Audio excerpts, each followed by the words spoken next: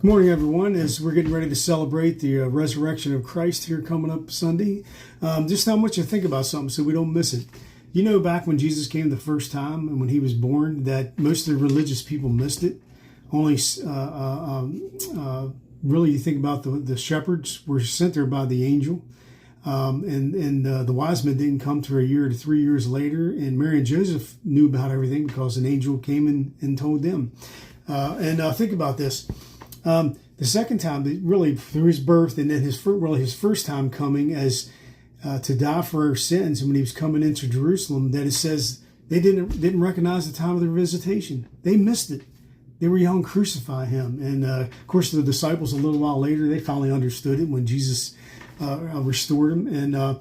But here's the thing: we can get into an argument: is it the pre-tribulation, the mid-tribulation, the post-tribulation, and we can miss it because we're arguing it.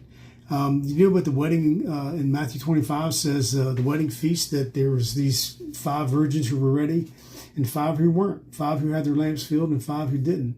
So I think the Lord's telling us as the bride of Christ, as he said in Revelations 21, he says the bride who has made herself ready, who has prepared. So I want you to think about that as I read this. But on that day and hour, no one knows, not even the angels of heaven, but my Father only. And he goes on to say this. But as the days of Noah were, so also will the coming of the Son of Man be. For as in the days of Noah, before the flood, they were eating and drinking, marrying and giving in marriage, until the day that Noah entered the ark. And they did not know until the flood came and took them all away. So also will the coming of the Son of Man be. Then 2 men will be in the field, one will be taken and the other left. 2 men will be grinding at the mill, and one will be taken and the other left.